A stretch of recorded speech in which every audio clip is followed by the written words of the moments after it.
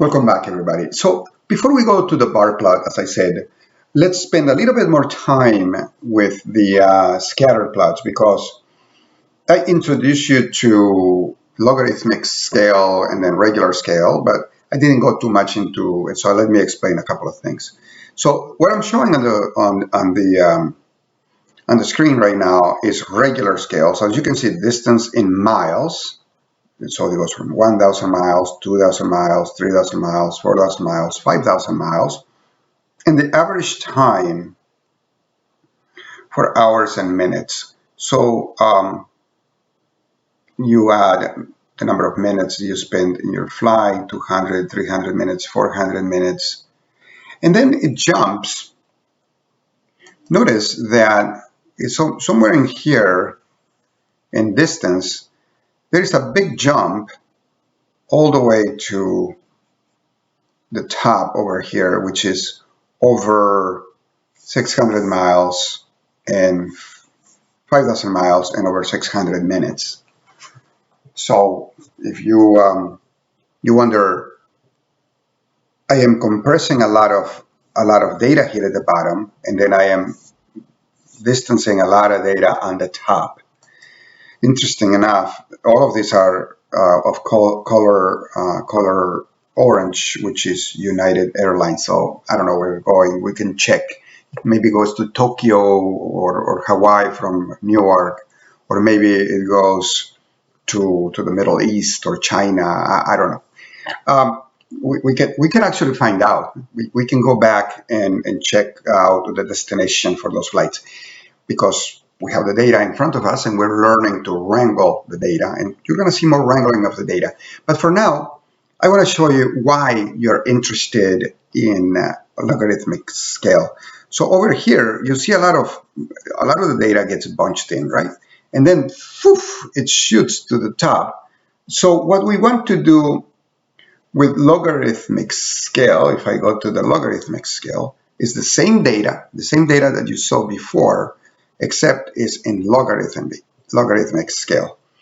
What it does, because the scale now is the one that jumps from 10 to the 2 to 10 to the 3, from less distance 10 to the 3 to 10 to the 4 in miles. Right? This is where the jump occurs. So these are big jumps in the scale side. But when you look at your data, it's a little bit more spread out. There's a little bundle of a lot of them are bundle here in the middle. But the one that was going far away to the right, the one for United Airlines, you see it's spread it out a little bit. It's not the opposite of what I just said. It was spread out. It was very far away. Now it kind of comes together. So basically what I'm trying to say is now your data is more brought together within the same space. Whereas before your data was spread out too much, right? A bunch of bunches here and then phew, spread out all the way to the top. So it's just another way of looking at your data. You may want to see the logarithmic scale sometimes. Sometimes you want to do just the decimal scale. Notice that what the number of miles over here is about 5,000 miles, right? Somewhere in that range. It's the same. It is converted when we go to logarithmic scale.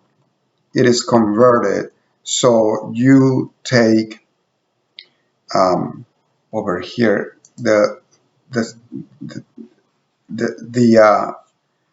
what's converted is the axis. So here you have 1,000 miles, 10 to the 3, and here you have 10,000 miles, but it jumps. So somewhere in here, believe it or not, is somewhere in the 5,000 mile range. But that's what logarithmic scale does.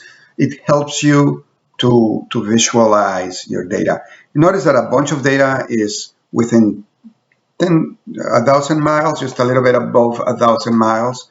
If we go back to the other one, between 1,000 miles and a little bit over 1,000 miles, somewhere between 1,000 and 2,000, You see all that bunch, all of this became bunched in the logarithmic scale. Just a few observations, right? This is what exploratory data analysis is all about, right? You can see somewhere between 1,000 and 2,000 because the scale jumps. So just bear that in mind. Bear that in mind. So now this time I'm going to stop with the scatter plots and I'm going to jump to the bar plots in our next video. I'll be right back.